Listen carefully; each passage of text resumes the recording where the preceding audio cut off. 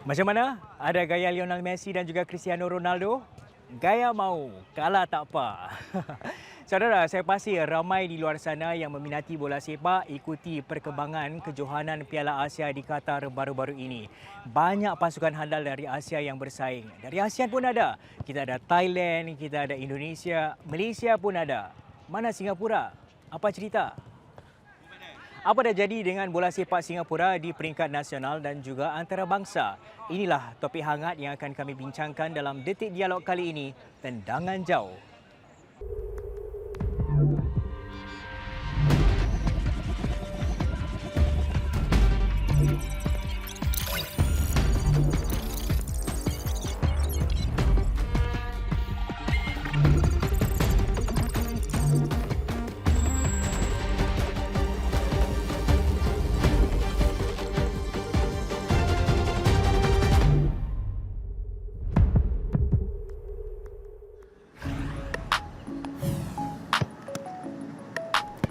Memupuk bakat muda dalam sukan bola sepak serta membangunkan ekosistem bola sepak pada jangka masa panjang. Inilah matlamat inisiatif Unleash the Raw atau UTR yang dilancar 3 tahun lalu dengan tujuan mengatasi isu ketandusan bakat besar dalam arena bola sepak setempat. Mereka yang berpotensi boleh mendapat beasiswa untuk jalani latihan sambil belajar sepenuh masa dan sertai perlawanan bola sepak di luar negara selama 2 tahun. Satu lagi strategi, membina asas kukuh di peringkat sekolah-sekolah serta pusat-pusat pembangunan di bawah UTR. Cabarannya, mengimbangi cita-cita untuk menjadi atlet bola sepak serta tanggungjawab sebagai pelajar. Seperti Lut Hanif Husni yang terpaksa berlatih 6 kali seminggu. Selain mewakili Sekolah Menengah Tanjung Katong, Lut juga beraksi di peringkat kelab untuk pasukan Gilang International. Hari Selasa sampai Ahad dia mesti ada bola. Ahad is dia punya perlawanan. Bola tetap bola, tetapi tuition pun kena jalan jugalah. Pasal ini adalah tamat peperiksaan sekolahnya kan. So, Lut Hanif harus mengambil tuition untuk 4-4 semua mata pelajarannya lah. Buat julung-julung kalinya, Liga Belia Singapura SYL bakal dilancar akhir bulan ini, menampilkan pasukan-pasukan setempat dari usia 8 hingga 17 tahun. Ia akan berlangsung serentak dengan kejohanan Sukan Sekolah Kebangsaan NSG. Hakikatnya, bola sepak perlukan kegigihan dan pengorbanan. Tetapi mampukah anak-anak kita cemerlang dalam bidang pelajaran dan sukan pada masa yang sama? Atau terpaksa akur dengan akademik yang kurang cemerlang demi menjadi bintang baru bola sepak negara? Okey Cik Lydia, tadi kita tengok Lut walaupun pada usia 13 tahun tapi sudah hebat dan cekap bermain bola sepak. Siapa yang galak Lut untuk main bola sepak? Okey, actually saya yang galakkan dia mengambil sukan lah dari primary 1. So pasal saya dibesarkan bapak saya main sepak takraw. Suami saya bermain rugby. So saya fikir Lut nak main apa So saya kata okeylah main bola lah. Jadi dia boleh balance dia punya pelajaran dan juga sukan lah. Jadi so saya masukkan dia dalam academic in primary 1 in Active SG lah. Sejak umur 7 tahun tu sampai sekarang bagaimana dia imbangi waktu antara sekolah dan juga... Suka jugalah. Mula-mula sekali Lut Hanif ada kesukaran untuk balance dia punya studies dengan bola jugalah. So kita sebagai ibu bapa kan haruslah mengawasi dan membuat jadual untuk Lut Hanif macam pergi ke latihan bola dan juga pelajaran juga. Jadi berapa kerap latihan Lut Hanif? Okey, macam tahun lepas Lut Hanif PSLE kan. So it's quite tough untuk dia lah. So macam dia ada club. That time dia main untuk Lion City Sailors 1 minggu 4 kali. Lepas tu dia ada JNDC also 4 kali juga. Lepas tu ada ambilkan dia additional star keepers, goalkeeper lah, training untuk dia. Dia ada madrasah, dia ada mengaji, dia ada tuition juga. Pasal PSLE kita harus, saya mengambil 4-4 semua tuition untuk dia jugalah. Sebagai bapa kita mau menolong dia lah untuk mencapai matlamat. Dia nak main sukan, dia pun harus belajar juga. Jadi dua-dua itu penting yes, lah. Betul, penting. Tapi selain daripada dalam negeri ataupun dalam negara, ada juga yang sampai ikut latihan di luar negara macam anak anda, Risalina kan Cik Irwan. Adakah anda rasa latihan ataupun jadual latihan di sana lebih baik daripada di sini? Pada pendapat saya, latihan sana macam diorang kasih balance lah. Seperti di Singapura kita ada sport school. Di Amerika Syarikat diorang ada macam sport school di sana juga. Habis latihan dia macam pagi diorang pergi sekolah dan selepas sekolah terus ke latihan. Sama tempat. Jadi tak ada membuang masa dalam perjalanan. Tapi kalau kita lihat pada Encik Ridwan dan juga Encik Farid kan, pengalaman anda sebagai pemain bola sepak profesional, bagaimana latihan anda waktu dulu? Adakah sekerap macam Lut Hanif sampai 9 kali latih satu minggu? 9 tak sampai lah saya rasa. Tak sampai tu anda. Tiap-tiap hari ada training lah. Jadi kira kan kalau 9 campur tu kira kan satu minggu dah tak cukup. Ada 2 session lah kira kan satu hari. Kita kadang-kadang ada 2 session tapi mostly saya boleh cakap 6 hari, lepas tu 7 hari tu game. 1 hari tu off, kadang-kadang gitu je. Tapi 6-7 kali satu minggu tu memang biasa lah, memang kerap. Jadi boleh dikatakan hampir setiap hari anda berlatih untuk Betul. main bola sepak. Betul. Bila tu yang waktu rehatnya? Waktu rehat waktu malam tengah tidur tu lah rehat. Tapi itu yang satu kian perjuangan lah kalau nak jadi pemain bola di Singapura. Saya rasa dua-dua penting, pelajaran juga kian passion lah kan. Kian bila kita start ni masa muda kita tak fikir untuk jadikan dia satu kerjaya. Jadi bila start tu memang passion, and with the support yang parents kasih, I think itu amat penting dan juga amat membantulah. Macam Lut Hanif ada tuition semua kan. Saya mostly belajar sendiri je lah.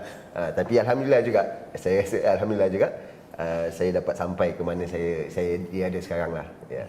Anda pula Ridwan, anda lakukan pengorbanan yang sama? Sama tak jauh dari Farid.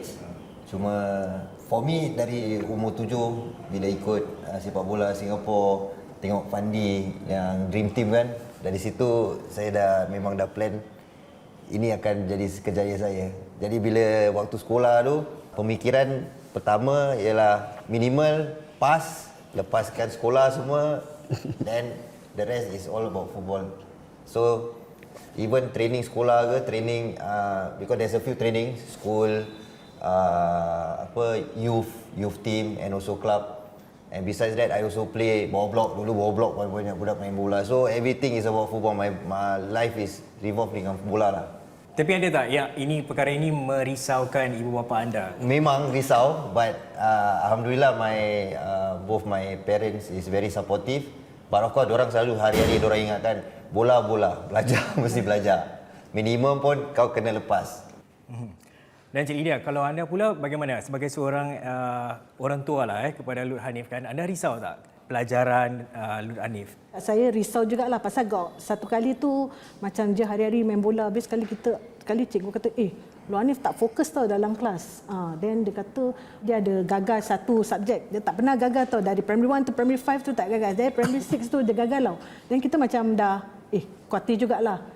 Dan tapi pasal kita nak support dia main bola dan juga pelajaran. So saya ambil tuition lah. Kita haruslah membantu dia. Jadi dia macam kalau dia boleh rujuk balik dengan yang tutor, jadi dia boleh faham dan menyelesaikan dia punya pelajaran dia lah. Itu pun dengan bantuan ibu bapa di sinilah yang boleh pantau anak-anak mereka kan. Tapi kalau anak anda di luar negara, macam mana anda pantau tu Cik Irwan? Saya selalu berbual dengan Sina through WhatsApp ataupun WhatsApp video call. Then dia will update me on how her studies, her result and everything. So once in a while, once after the exam, dia try post dia punya result. Dia try email ataupun dia try WhatsApp dia punya result. So at least we know that she progressing compared to macam previous result or something like that. So it's totally different from Singapore punya context where they have exams. Dari perspektif seorang pemain bola sepak waktu dahulu kan, masa muda-muda tu kan, Farid, bagaimana anda juggle between sekolah dan juga bola sepak, latihan bola sepak? Bila NFA main time, bila I think kita ada some major tournaments it was my O-level year lah. So kira kan kita habis sekolah terus datang sini pergi tuition dulu. Habis tuition, gym, lepas tu pergi training. So kira kan everyday routine is the same lah. So kira kan ada that support. At the same time balik parents pun bising lah. And make sure kau belajar di O-level walaupun kau ada bola, that kind of thing. So at least ada a lot of people yang actually memantau you lah, kira kan. Coach lain, parents lain, but parents tu very, very important lah. The support that is given, the support yang diorang kasih, the support in terms of supporting you to play football and also to do well in your studies. That is very important lah. Adakah anda rasa pelajaran tu sedikit sebanyak mengganggu anda untuk capai sasaran anda itu? Memang itu betul because by the time kita sampai rumah tu dah pukul 11 malam. So kalau untuk buat homework, nak mandi, nak makan, it's really not that possible. Dah ngantuk, pagi nak sekolah. So that's the only way my cycle of journey in football I have to sacrifice lah. Kemahuan tu kalau nak pursue into football, then I really pursue into that lah. It's either you make it or you break it lah. So that's my mindset during that time lah. Tapi kita pun ada Irsalina. Anda pula, apa nasihat anda untuk Irsalina? Terpulang pada dia, saya kata. Because saya tak memaksa dia untuk belajar sampai ke tahap tinggi. Tapi kalau dia ingin ataupun dia boleh mencapai, go ahead. Jadi anda sebagai orang tua sokong sajalah, sokong saja. Anda pula Cik Lydia, anda sokong juga Alun Hanif kalau sekiranya dia nak jadi bola sepak. Pelajarannya mungkin macam Ridwan cakap, pas sajalah. Boleh? Pada pendapat saya nak Lul Hanif also to excel in both dia punya pelajaran lah. Memang niat saya mendapat ijazah. Lepas tu kalau dia dapat beasiswa ke untuk bermain di luar negeri, kami akan mempertimbangkannya juga. Tapi saya sebagai ibu bapa, saya harus menyokong dia lah. Hello Lut, apa khabar? Come. Lut, you dah besar, you nak jadi apa Lut? Saya nak jadi professional player untuk SPL. Saya nak main profesional untuk klub football dan saya nak pun mewakili Singapura. Tapi pelajaran macam mana? Pelajaran mak saya cakap kita mesti balance untuk pelajaran dengan bola sepak. Saya rasa dua-dua penting. Hobi saya untuk main bola sangat tinggi kerana saya main bola daripada umur 5 dan saya nak main bola overseas dan make like my parents and my friends proud lah. And also untuk study, untuk get better grades and like succeed in life.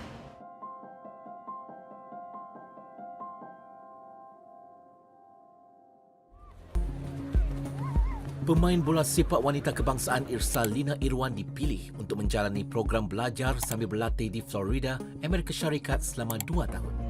Irsalina adalah antara 8 pelajar yang dianugerahkan beasiswa Unleash the Raw oleh Sport SG pada Julai lalu, beasiswa luar negara pertama yang beri peluang kepada bakat bola sepak untuk belajar, berlatih dan bertanding di luar negara secara sepenuh masa.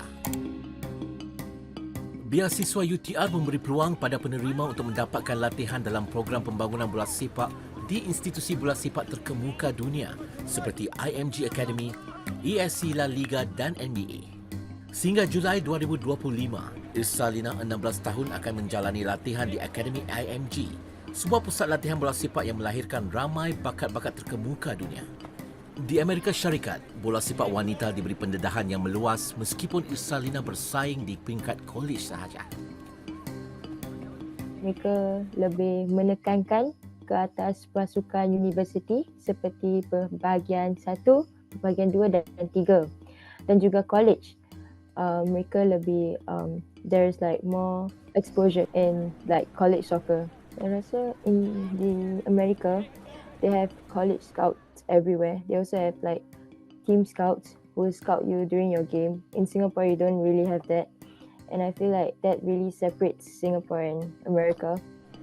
Beasiswa sukan adalah satu di antara pelbagai laluan yang ada untuk mendidik kecemerlangan dalam sukan dan pelajaran. Tidak semua dapat mengejar cita-cita menjadi pemain bola sepak di luar negara. Di sini kita ada Sekolah Sukan Singapura, institusi yang membolehkan para pelajar mengimbangi permintaan akademik di samping menjadi atlet sukan. Pelajar menengah juga boleh memilih untuk menyertai sekolah yang cenderung kepada sukan bola sepak melalui skim pengambilan masuk ke sekolah secara langsung DSE. Ini tidak termasuk ratusan akademi yang mengilap bakat-bakat muda setiap hari. Persoalannya, apakah laluan yang paling sesuai? Cik Irwan, kenapa Irsalina mengambil keputusan untuk beranilah pilih untuk tinggalkan negara seseorang diri pergi ke Amerika Syarikat untuk ikuti latihan di sana? Dia mendapat beasiswa daripada Unleash the Raw. So itu satu peluang yang dia tak nak melepaskan. Dia tak nak lepaskan peluang tu. Second is because macam dia dapat pelajaran dengan bermain sukan di sana. Okay. To compare the intensity over there and here is much more higher. Dia bermain dengan orang luar negara dan lebih pantas, lebih kuat. Sebab tu dia kata she get more exposure lah. Selain daripada peluang untuk bermain dengan pemain-pemain antarabangsa, apa lagi yang diberikan di bawah beasiswa ini? Pelajaran, high school, dia dapat diploma bila dia pulang ke Singapura. Jadi pembiayaan semua segalanya, tempat tinggal, makan, semuanya dibiayai? Saya. Okey. Yep. Dia dapat tiket penerbangan balik pulang ke Singapura, yuran sekolah dan bermain di sana. Jadi semua covered lah? Yep. Okey. Kalau di Amerika Syarikat ada institusi yang ada sekolah, ada tempat bermain atau berlatih dan sebagainya, semua satu tempat. Di Singapura pun ada sebenarnya, kan? Singapore Sports School ataupun Sekolah Sukan Singapura. Bagi anak anda, Lut Hanif kenapa dia tak pilih untuk masuk Singapore Sports School? Mula-mula sekali kita adalah memikirkan mana sekolah Lut nak pergi. So Singapore Sports School adalah antara kita punya option lah. So dan juga sekolah biasa, tapi kita membuat research lah mana satu sekolah yang sesuai untuk Lut dan dekat lah. Pasal kita tinggal Tampines kan, so daerah East mana sekolah-sekolah yang kita nak pergi through DSA. Saya pun juga tak nak kasih dia masuk Singapore Sports School pasal saya ingin mengawasi dia punya perkembangan dan pelajaran jugalah. Macam saya nak dia grow depan mata saya lah. Pasal kalau di Singapore Sports School, diorang akan berada di bang di dalam sekolah macam 5 hari gitu kan. So saya tak nampak anak saya buat apa, dia belajar ke tak. Jadi Lut sekarang sekolah mana? Lut sekarang berada di sekolah Tanjung Katong. Dan dia masuk melalui DSA? Saya. Mengapa anda rasa DSA lebih baik? Saya sudah berbuat research mana sekolah di daerah East tu, mana yang coach, bimbingan coach yang paling penting sekali lah. So saya dapat tahu Tanjung Katong tu ada coach Noali dengan coach Riza Hassan. Lut Hanif is dalam bidang goalkeeper. So memang kita nak fokus je dalam goalkeeper training lah. So pasal tu kami decided to masukkan dia dalam sekolah Tanjung Katong dengan bimbingan coach yang bertaluai. Bagi Faris dan juga Ridwan, masa anda sekolah dahulu kan, tak banyak sangat pilihan. Adakah anda rasa pelajar-pelajar sekarang lebih bertuah? Bagi saya tergantung, kerana waktu perjalanan sepak bola kita waktu dulu yang zaman sekolah tak banyak choices, lagi senang, is straightforward. So kita punya fokus is just get the studies going and focus on our football. That's all. Jadi tak payah nak fikir sangat nak masuk sekolah mana, sekolah yang baik dengan bola, nak ni, just too much lah. Jadi bila banyak sangat pilihan pun pening kepala. Betul. Adakah anda setuju? Betul. Saya rasa pun sekarang memang banyak lagi budak yang akan main bola. Daripada dulu main time tak so serious tau. Tak rasa macam maybe tak ada support from parents as well. Macam rasa macam boleh ke jadi kejaya bola sepak ni. Tapi sekarang parents lebih membuka minda lah, kira-kira rasa macam okey, diorang boleh pergi dua-dua. Macam dulu kan macam tak belajar. So I think now have more options, tapi lagi pening kepala lah.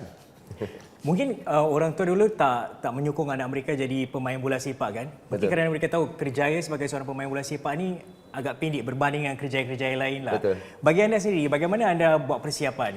When you know that anda nak masuk industri ini atau sektor ini untuk jadi pemain bola sepak profesional, how do you prepare? Macam mana anda persiapkan diri anda untuk saya kerjaya kedua misalnya? I memang graduated with a diploma. So I rasa macam fikir apa aku nak buat. Tapi bila part NS punya time, I really had a good time doing my NS time. I masuk polis, lepas tu masuk SOC. So actually I don't mind the regimental life. I was actually thinking of, okay lah, tak apa lah. Aku dapat degree aku sign on. So that was my goal actually. Tapi in between of me taking my degree tu, I found out another avenue lah. So bila I punya rumah riches, MOP, that kind of thing, where agent come ketuk rumah, cakap nak jual rumah. So kira-kira it opens up or broadens my knowledge lah. So I rasa macam jadi ejen rumah pun okey.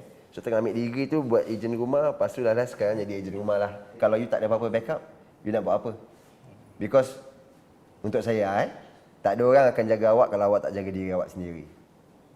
Berapa bagus awak sebagai seorang pemain, awak boleh jadi captain dalam apa-apa tim, awak boleh jadi the best player dalam Singapore. Awak injured, tak boleh dipakai lagi atau tak boleh digunakan sebagai pemain bola lagi, tak ada orang akan jaga awak. Izzuan pula, persiapan anda bagaimana? Secara jujur, saya tidak begitu siap untuk fikirkan retirement, apa yang nak dilakukan. Tapi apa yang always ada dalam fikiran is, if I success in football, I make that money, I just need to manage financially and know mana yang nak investasi wang itu untuk masa ke depan. Jadi sekarang anda buat coaching bola je ke ataupun ada benda-benda lain yang anda buat? Coaching, and also I have a side business which is barbershop. Jadi mengapa anda pilih untuk buka kedai gunting rambut? Pertama sekali, barbering dari sejak awal have been my hobby. So my teammates kan dari dulu dah memang saya dah biasa gunting rambut orang. So orang tu is like my guinea pigs lah. So I also did home based barber while playing. During my playing days, I did home based barber. Then during my playing days memang dah terfikir satu hari nanti memang nak buka kedai gunting. Not only home based but actually having a shop by its own lah. So because it's one of the minimal investment. The investment is minimum and it's low risk.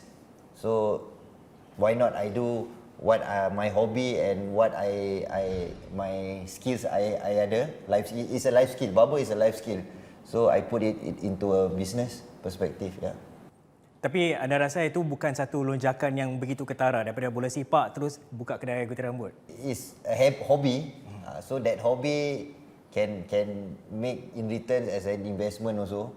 And untuk masa depan also. Ya, ni dia guntingkan ni rambut. Oh ni dia gunting. Oh dia jadi selalu gunting rambut. pemain bola sepak selalunya gunting rambut dengan anda lah. Okey. Regular, by haki regular. Kita sudah dengar cabaran yang dilalui oleh para pelajar kita untuk imbangi antara bola dengan buku, bola sepak dengan pelajaran. Apa pula usaha yang sedang dilakukan untuk bangunkan bakat-bakat muda?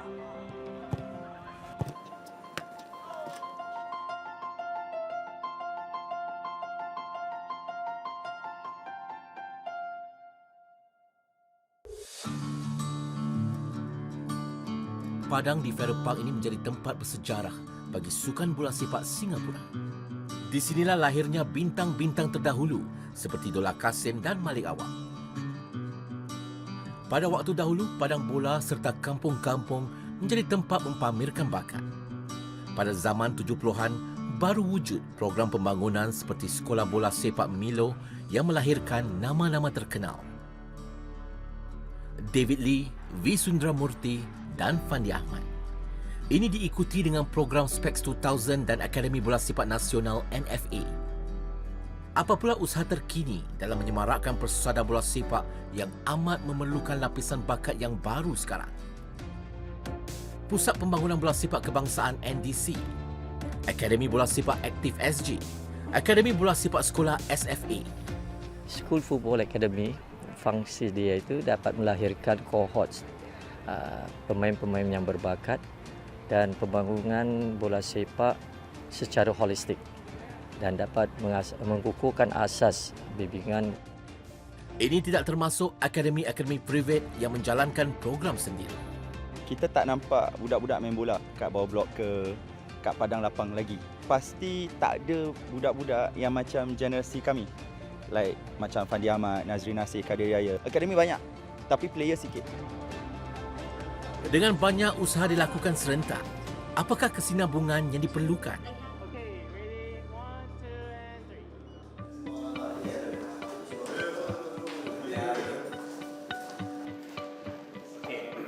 Bayaki, bagaimana bakat anda boleh dikesan? Waktu saya sekolah di Jintai Secondary School. So saya rasa Jintai adalah salah satu sekolah yang mungkin banyak pemain-pemain muda waktu tu nak ke sekolah tu, mungkin salah satu sekolah yang agak selalu champion lah dalam national punya tournament.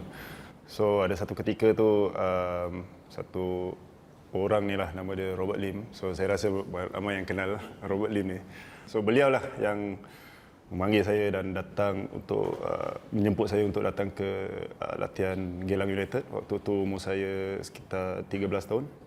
Selain daripada sekolah, saya nak tanya Coach Nur Ali. Sekarang senang tak nak kesan bakat-bakat di luar sana? Dalam kalangan belia lah. Pada saya banyak player-player berpotensi pada tahun ni.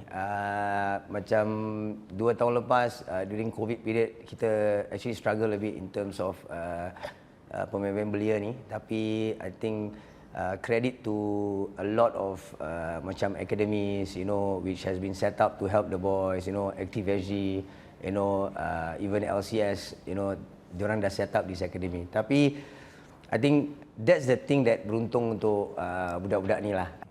Dan seperti yang anda katakan tadi, sekarang banyak sangat program untuk para belia kita. Kita ada Akademi Bola Sepak, kita ada Active SG, NDC, SFA, dan kalau bawa Unleash the Raw juga, kita ada satu usaha untuk set up kurikulum bola sepak yang diselaraskan. Coach Nasar, saya difahamkan bahawa ini bertujuan untuk mewujudkan satu, orang kata, one brand of football lah. Adakah ini mampu dilakukan? Sudah tentu ya. Kita SFA School of Football Academy ini, if you look at it, is towards what have been set up from FAS, National Football Curriculum of National Football Philosophy, yang menterapkan kepada possession base, proaktif dan juga kepada high tempo playing style. So dengan direction yang diberikan kepada FAS, kepada semua pemain, jadi di peringkat SFA, School Football Academy, kita cuba align with this philosophy yang mengharapkan bahawa akhirnya kita dapat mempertekadkan mutu permainan dan juga dapat prestasi lah, mempertekadkan prestasi pemain-pemain akan datang. Dan bila kita nak selaraskan usaha ini, kita nak selaraskan ikut sistem siapa atau sistem apa? Definitely kalau kita lihat kita ada Badan Football Association FAS dan mereka lah yang akan mengarahkan bagaimana kita menuju one goal, one objectives. Dan ini telah dibuat semasa TD datang yang baru. So the rest is just as a guideline for us to progress forward. Jadi kalau kita tidak ada matlamat atau tak ada kurikulum yang ditetapkan, jadi untuk menuju ke destination yang satu itu agak payah sekali. Dan kalau kita lihat juga sekarang kebelakangan inilah kita ada 3 coach dari Jepun kan. Adakah sedikit sebanyak ini satu petanda yang bahawa kita sebenarnya nak ikut atau nak selaraskan sistem kita dengan sistem di Jepun? Saya tidak melihat ke situ. Saya lihat kalau kita tengok the latest one, bagaimana Jepun bermain di peringkat Asia, the way that related to kita punya filosofi. Dan bagaimana mereka sudah berjaya berapa lama dah. Jadi untuk menerapkan yang filosofi yang ada sekarang ini, saya rasa tidak mustahil lah. Lebih mudah bagi coach yang akan datang ini kerana FAS telah menerapkan ini filosofi atau kurikulum yang bagaimana pemain-pemain kebangsaan memain peranan dalam segi filosofi, playing filosofi itu yang dikatakan possession based dan juga high tempo playing style. Dan ini saya rasa that happen in Japan. Bila kita lihat banyak sangat usaha-usaha di peringkat nasional ni, adakah ia sedikit sebanyak mengganggu ataupun menjejas sektor swasta ataupun coach-coach private lah misalnya seperti anda? Okay, saya tak cakap yang program ni tak baik. It's good. You pun promise facility yang baik, you pun promise program yang baik. But pada saya lah, kalau you nak work with academy lebih baik. Kerana dalam tahun lepas 2023 bila FA berikan announcement pasal JNDC, memang honest kita excited. Pasal India blueprint is that JNDC will be formed, okay, and then player-player that academy akan di scouted and they will represent the national setup in this JNDC. So kita ada this collaboration and we thought that wah, this is good. But tak tahu macam mana bulan 6 bulan 7 kriteria tukar. Yang kalau you masuk JNDC you tak boleh main untuk academy. So kalau saya seorang bapa, saya ada 2 anak perempuan lah. Kalau saya ada anak lelaki, habis JNDC is free. JNDC promise anak saya national player, boleh jadi macam Bahaki one day. Why not? So sebagai seorang bapa, saya akan pilih JNDC. Dan apa dengan akademi macam saya yang bekerja keras untuk like for 6 years develop player untuk jadi what they are. And then just like that, you ambil budak I. Tapi apa kelebihan yang boleh ditawarkan oleh pihak swasta atau privat seperti anda berbanding dengan program-program nasional? The difference between us dengan this JNDC and all that, kita tak nak fokus about going national team and all that because berapa ramai player boleh pergi national team. So kita tak nak kasih hope yang false hope lah. Kita nak kasih yang okay, main sport, enjoy it. You dah pergi secondary school, okay, then you boleh tengok SFA. You boleh pergi COE teams and all that. So that's our focus. Tapi anda rasa bila ada lebih banyak pertandingan ataupun liga kalau di Singapura ni, adakah ia sedikit sebanyak akan bantu sektor swasta juga? Ya, mesti. Because like macam SYL Bai is now running it. And he's working very closely dengan kita, akademi macam kita. It helps us a lot. Because like sekarang ada league private and dorang mahal. Tapi kalau kita nak fokus dengan kita punya player local, and then SYL is the answer. I'm not talking about pasal dia cheap, bukan. Tapi dia provide 66 games in a year, which our kids need. Because dalam NSG you main what? 10 game 10 game. Kalau paling kurang 7. Tapi bila you ada 66 perlawanan, itu pun maksudnya lebih banyak latihan yang diperlukan. Tapi pada masa yang sama, our students atau pelajar kita ada perlawanan-perlawanan lain yang mereka perlu siapkan, like school games, national school games. Kemudian pada masa yang sama ada yang masuk DSA. So macam mana ini akan menjejas atau menjadi satu beban kepada para pelajar kita? You see, every new thing mesti ada dia punya risk, ada dia punya challenges, ada the set of everything that you lay on the table right now. Because to be honest, for the past 10 years, 15 years, I mean as a player myself, I pun kita nampak lah the perkembangan bola sepak kat Singapura ni. So people like Hanafiah and all other academies dah terbiasa dengan rutin yang sama. 10 tahun, 15 tahun main liga private, bayar, budak-budak happy, dapat medal, okay done. Dan lepas tu semua orang will call FA and say, where's my son going after this? We know that there are certain challenges along the way, fixtures, dates, calendaring, exams and all that. Now this is where we need to sometimes, maybe if we have to force the issue, we force the issue. But then we need to look at the back end of things as well. So what works for what, and then we try to manage along. Coach Nur Ali pula, anda lihat? I was about to say something. Okay. So, I mean, kita ada NSG, kita ada SYL, and then we also have NDC coming in with the program. You tak boleh ada that whole stretch of activities untuk budak-budak ni the whole year. Monday pagi sekolah pukul 6 pagi, extra classes, football training 3 to 5. Now, when you finish this 3 to 5, sometimes budak-budak ni, coach, saya nak pergi NDC way training. Kan? You cannot stop them, what? This is something that they love doing, You let them go. But is it good for them? Tak. Because you overload them unnecessary. You overload them unnecessary, then injuries will come in, and they are young. They are growing age. Okey, baik, tadi kita dah dengar jadual pelajar kita memang begitu padat dengan SYL, kemudian ada NSG. Bagaimana kita nak cari orang kata jalan tengah lah antara kedua-duanya? So this is where regular conversation must happen. Now we need to understand that there's only 12 months in a year, and there's exam periods and all that, holiday periods and all that. So that's why sometimes even SYL also we need to make certain sacrifices within the calendaring as well. Now, because we understand that, all right, but then if we want to achieve something, there's certain things that we need to let go. And everybody has to face this, not me alone. Everybody has to face this. Now, when everybody says that, all right, come, let's do this together, we are ready to face this challenge, then why not?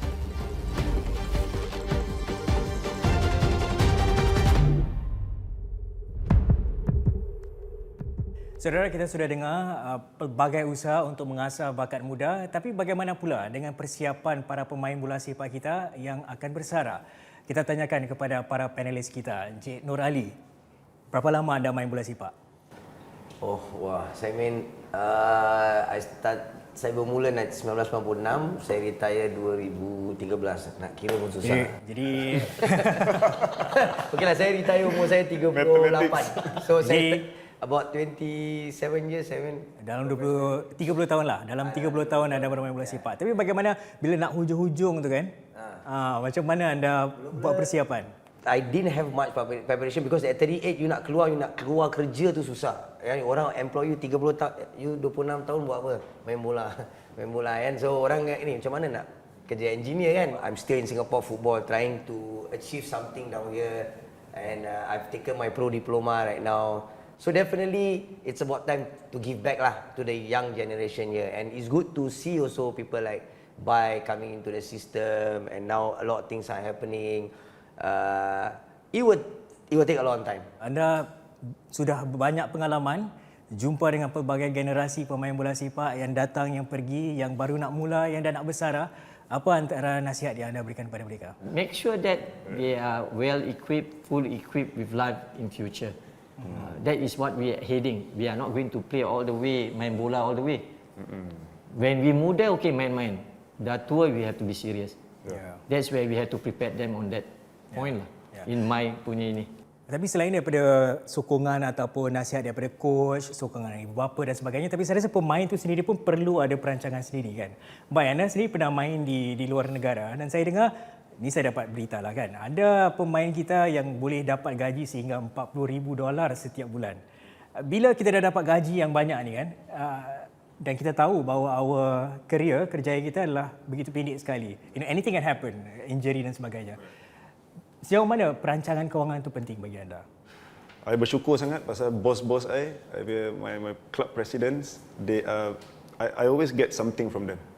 Now, this something is not money, but this something is skill sets. It's something that I bring along with me everywhere I go. And also they give me bits and pieces of advices and all that. I say, Bayaki, you should do this. I say, Bayaki, try to do this. I say, Bayaki, try to go for a financial plan that you can last until 40, 50s and all that. So these are basic things, and even today we hear from insurance agents and all that, right? Yeah. So I think that's very important because at certain age you don't understand that because you are given luxury. You are given, Alhamdulillah, I was ready throughout. I was ready throughout when I was about to retire, and COVID came. I used COVID as to ride on to prepare for my retirement. I sold both of my cars. I know that the next 5 to 10 years, I'm going to be in Singapore. Yeah. So I changed into something simpler. I changed my lifestyle. I'm ready for that. Ada sesuatu dalam industri atau sektor bola sepak ni yang sebenarnya kalau anda mahu, anda boleh lakukan. Seperti anda, Nafia, walaupun anda tak pernah bermain secara profesional, tapi anda masih kekal lagi dalam sektor ini. Apa yang buat anda yakin dengan sektor bola sepak ni? Saya nampak First Kick Academy tengah buat session. Saya, apa benda ni, train budak-budak. So saya apply to be the coach. That was 2010. Itulah mulanya saya start coaching freelance. So saya kerja bank ni, tapi saya coach in the weekends. So masih wah aktif. Saya suka budak-budak kan, coaching, grassroots development. But in 2017, saya dipanggil untuk kerja di BNP Paribas Hong Kong. Itu yang saya cakap dengan First Kick Academy owner Jimmy, saya cakap, I have to go to Hong Kong, I cannot coach for you anymore. Dia offer saya full time jadi coach di First Kick. So kadang-kadang rezeki lah. And then dengan blessing isteri saya cakap, okay lah, you try lah setahun tengok macam mana. So same, gaji dah kurang. So in the bank you gaji banyak, bonus banyak. Sekali jadi coach for grassroots development yang tak banyak. Tapi wife saya support. Dia cakap, give yourself 1 year, but I'm here for 7 years already as a full-time coach. So I'm very happy, and daripada experience saya nak, coach these kids yang saya tengah coaching cakap, football and studies is important. I give them opportunities to play for Geylang, so opportunities to go for ANDC. And kalau you tak boleh main bola sebaik mana as a professional, but you can be like me. I selalu cakap jadi a role model like me. So why am I in Geylang? Because I actually apply for women's head coach Geylang last year. But Abang Noor nampak saya punya resume, aku nak engkau. Jadi aku punya analyst and psychologist. So I was like, you see kadang-kadang rezeki kita tak boleh tahu kan. You meet the right people wants you and you work hard. Don't always think that kita nak jadi professional player, but you can still be in this bidang forever if you work hard lah. That's what I feel. Dan baik, anda sekarang bersama dengan FES kan? Bagi pemain-pemain bola sepak kita yang mungkin tak beruntung macam mereka berdua, tahu cari jalan sendiri selepas besar, apakah bantuan ataupun sokongan yang boleh diberikan oleh FES bagi pemain-pemain ini? Bila saya masuk FA, saya bina satu inisiatif ni untuk players welfare. It's called the Players Concierge. So apa tu Players Concierge? Macam dekat hotel concierge kan, you nak apa, you nak tiket, you nak kad bilik, you go to the concierge. So similar model, something that players sebelum diorang bersara, they can come into the concierge, the Players Concierge, and then they ask for planning, guidance, what's there in store for them. So now the question here is, what's in store for them within the concierge itself? Now, for players who have, especially national players, now national players, naturally you will have international caps. So international caps means the number of games that you play. So one international matches, you play one caps. So you have certain tiers that they will get certain credits upon reaching certain number of caps. Now when you get the hundreds, you get 50s, 25 and so on. So ada kredit ni mereka boleh dapat cash. Ada kredit ni mereka boleh gunakan kredit ni untuk mengambil courses, your diplomas and so on. And then there are also this pillar called the coaching pathway. So alhamdulillah next 19 February kita akan mulakan satu kursus C diploma untuk hanya pemain sahaja. So this is where players now can feel that hey, there are courses, a tailor-made course ready for me to transit myself to go into coaching. Now speaking of footballing line, this is where it is also my responsibility to share with players. You know, kita jangan hanya tengok kita nak jadi coach. No, you played football before. You understand what football media is.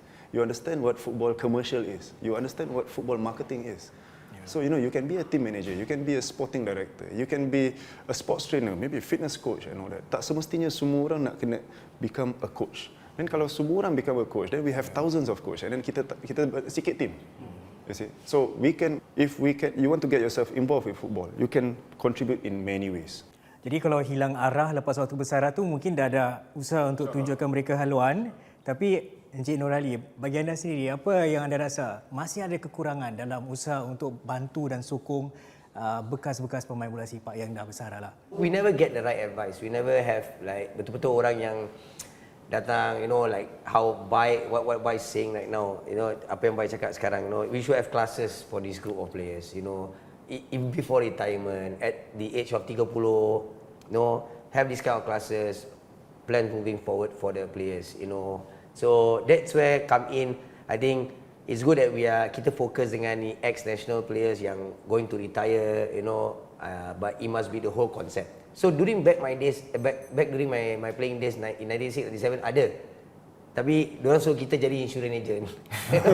So macam of course kita ada a few footballers yang retire jadi property, ada yang go into insurance, some have run their own business. They have. Tapi the advice or that platform to actually tell them early, plan something, by the time you reach 30, actually you must plan already. Of course, as young as possible, you tell them, macam dulu, diorang bilang bila umur 22. Tapi at that time, I fikir, jauh lagi lah. You never think about this. Yeah. You tak terfikir pasal ni benda.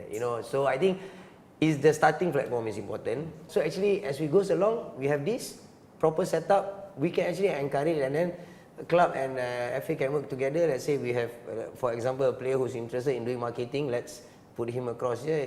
After retirement, work for the club. Yeah.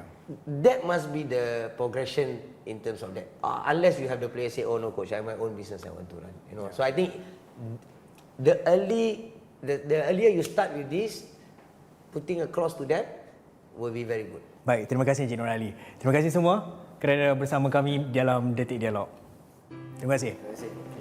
Terima kasih lagi. Terima kasih. Nama-nama dan foto di Hall of Fame ini pernah mengharumkan nama negara kita. Mereka lah Lionel Messi kita dan mereka jugalah Cristiano Ronaldo Singapura. Mereka disanjung, nama mereka disorak, bergema satu stadium. Rindu rasanya nak dengar kalam roh lagi saudara, tapi bila lagi agaknya.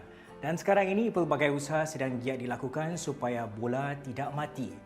Umpanan, tendangan, tandukan dan juga larian masih lagi ligat. Seperti bola, saya rasa kita juga perlu bulatkan semangat. Sampai berjumpa lagi di lain kesempatan. Saya Izan Uthman. Salam Kota Singa.